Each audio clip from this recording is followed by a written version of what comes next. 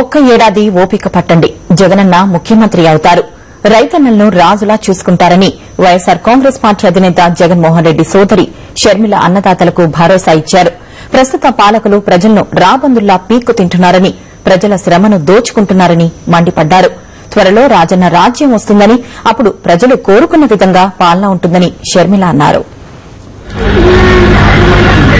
ప్రజా సమస్యలను గాలికొదిలేసిన ప్రభుత్వం, దానితో కుమ్మక్కైన చంద్రబాబు నాయుడు వైఖరికి నిరసనగా షర్మిల చేపట్టిన మరో ప్రజా ప్రస్థానం 52 రోజులు పూర్తి చేసుకుంది. మహబూబ్నగర్ జిల్లా షాద్నగర్ నియోజకవర్గంలో ఆమె పాదయాత్ర జరిగింది. రచ్చబండలో స్థానిక మహిళలు, రైతుల కష్టసుఖాలు అడిగి తెలుసుకున్నారు షర్మిల. రేషన్ బియ్యంలో కోతలు విధించి ప్రభుత్వం తమ పొట్ట కొడుతోందని మహిళలు షర్మిల వద్ద గోడు వెళ్లబోసుకున్నారు. ఉపాధి హామీ పనికి వెళ్లి రోజంతా కష్టపడితే రోజుకు 30-40 రూపాయలకు మించి రావడం లేదని ఆవేదన వ్యక్తం చేశారు.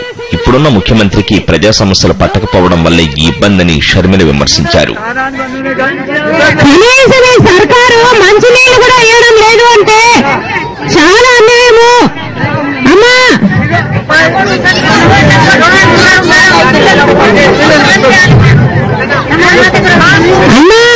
అర్థమైతుందమ్మా, పిల్లలకు బాగలేదు, రోడ్లు బాగలేవు, నీళ్లు లేవు.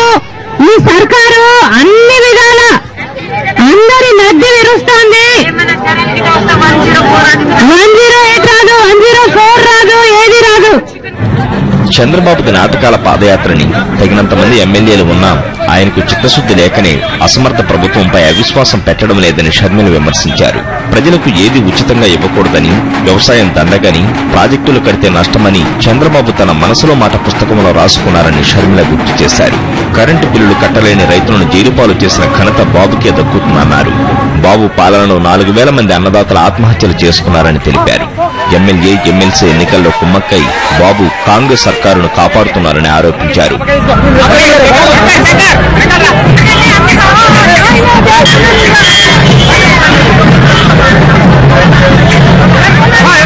52వ రోజు మరో ప్రజాప్రస్థానం ముగిసే నాటికి షర్మిల 739 కిలోమీటర్ల పాదయాత్ర చేశారు. ఆమె వెంట వైఎస్సార్ కాంగ్రెస్ పార్టీ నేతలు, కార్యకర్తలు, రైతులు, వైఎస్సార్, జగన్ అభిమానులు పాల్గొన్నారు. జనరల్ డెస్క్, సాక్షి న్యూస్, హైదరాబాద్. ఇదిలా ఉంటే వరుసగా 52 రోజుల పాటు పాదయాత్ర చేస్తున్న షర్మిలకు నేడు వైద్యులు పరీక్షలు నిర్వహించనున్నారు. హైదరాబాద్ లోని స్టార్ ఆసుపత్రికి చెందిన వైద్యుల బృందం ఆమెకు మెడికల్ టెస్టులు చేస్తారు. దీంతో ఈ రోజు పాదయాత్రకు విరామం ప్రకటించారు. నిన్న రాత్రి మహబూబ్ నగర్ జిల్లా జహంగీర్ పీర్ దర్గా సమీపంలో బస చేసిన షర్మిల నేడు కూడా అక్కడే ఉంటారు. వైద్య పరీక్షల అనంతరం సోమవారం ఉదయం నుంచి యథాతథంగా పాదయాత్ర కొనసాగుతోంది.